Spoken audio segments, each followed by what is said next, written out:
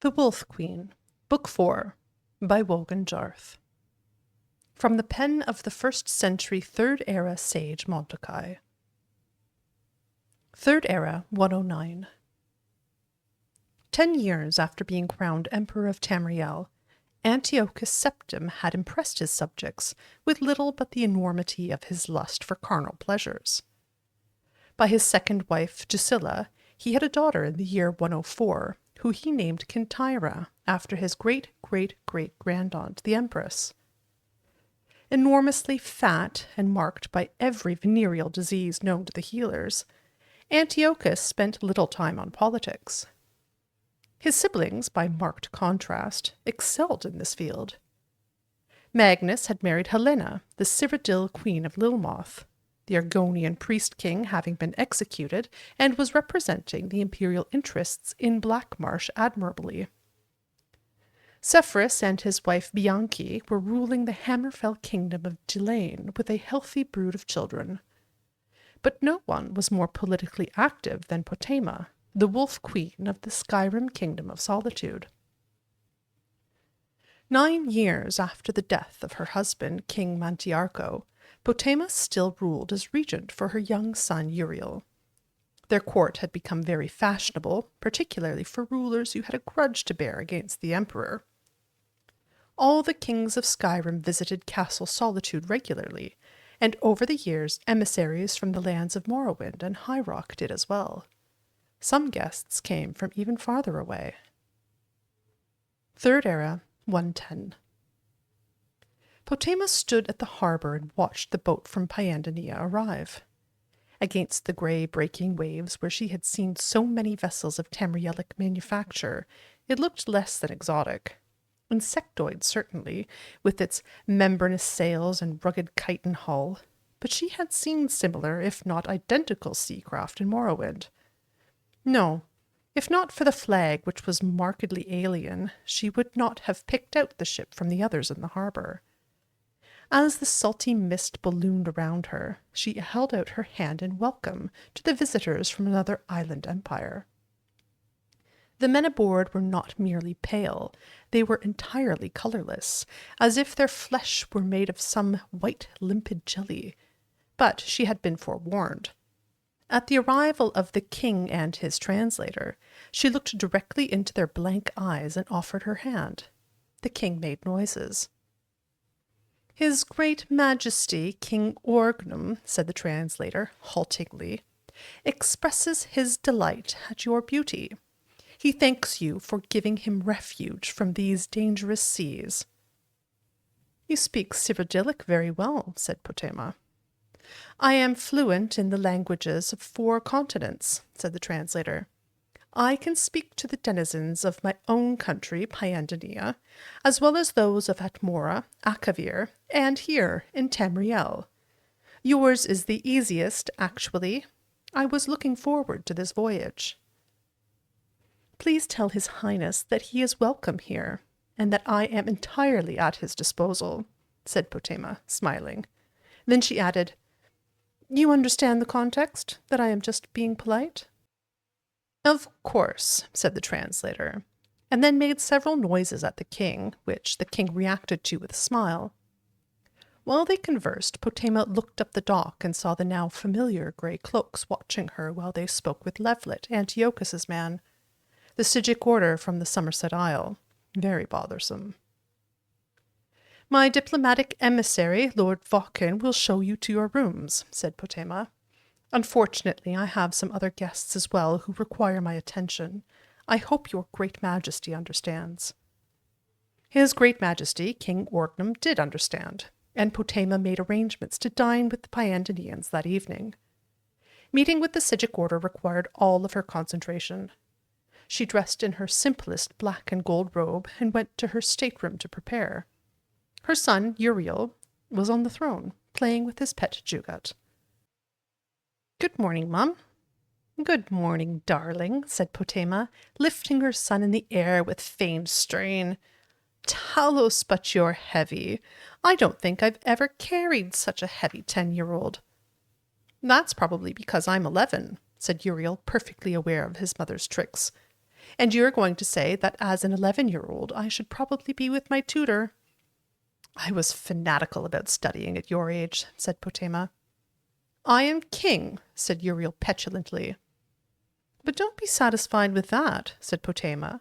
By all rights, you should be emperor already. You understand that, don't you? Uriel nodded his head.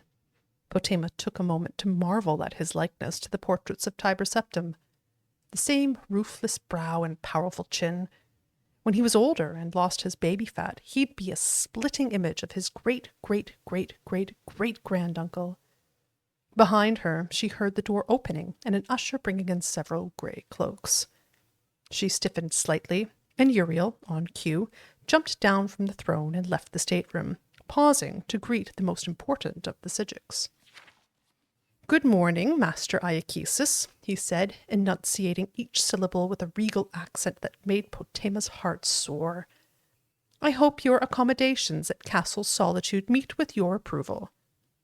They do, King Uriel, thank you, said Iakesis, delighted and charmed. Iakesis and his Sijiks entered the chamber, and the door was shut behind them.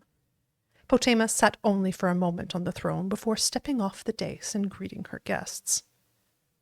I am so sorry to have kept you waiting, said Potema.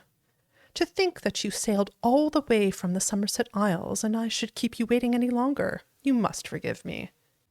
It's not all that long a voyage, said one of the grey cloaks angrily. It isn't as if we sailed all the way from Pyandania. Ah, you've seen my most recent guests, King Orgnum and his retinue, said Potema breezily. I suppose you think it unusual, me entertaining them, as we all know the Pyandanians mean to invade Tamriel. You are, I take it, as neutral in this as you are in all political matters? Of course, said Iakesis proudly. We have nothing to gain or lose by the invasion. The Sijik order preceded the organization of Tamriel under the Septim dynasty, and we shall survive under any political regime. Rather like a flea on whatever mongrel happens along, are you? Said Potema, narrowing her eyes. Don't overestimate your importance, Iakesis.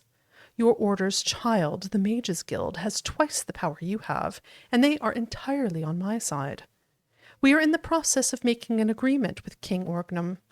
When the Pyandanians take over and I am in my proper place as Empress of this continent, then you shall know your proper place in the order of things. With a majestic stride, Potema left the stateroom, leaving the grey cloaks to look from one to the other.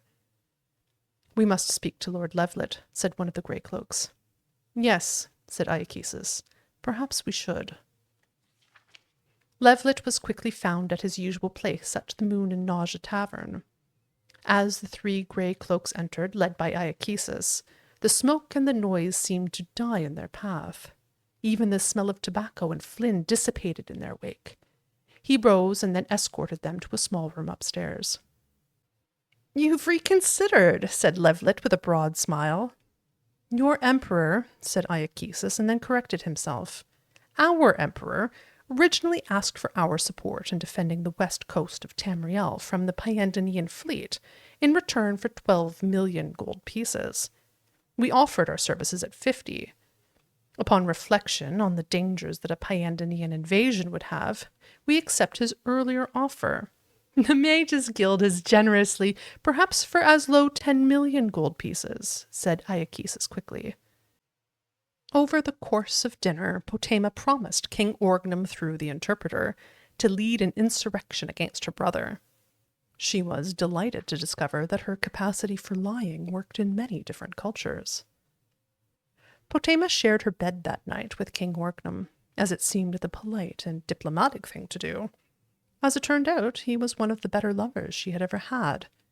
He gave her some herbs before beginning that made her feel as if she was floating on the surface of time, conscious only of the gestures of love after she had found herself making them. She felt herself like the cooling mist, quenching the fire of his lust over and over and over again. In the morning, when he kissed her on the cheek and said with his bold white eyes that he was leaving her, she felt a stab of regret.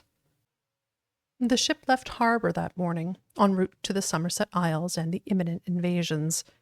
She waved them off to sea as she footsteps behind her, It was Levlet.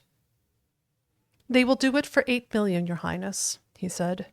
"Thank Mara," said Potema. "I need more time for an insurrection. Pay them from my treasury, and then go to the imperial city and get the 12 million from Antiochus. We should make a good profit from this game, and you, of course, will have your share." 3 months later, Potema heard that the fleet of the Pyandanians had been utterly destroyed by a storm that had appeared suddenly off the Isle of Artaeum, the home port of the Sigic Order. King Orgdom and all of his ships had been utterly annihilated. "Sometimes making people hate you," she said, holding her son Uriel close, "is how you make a profit."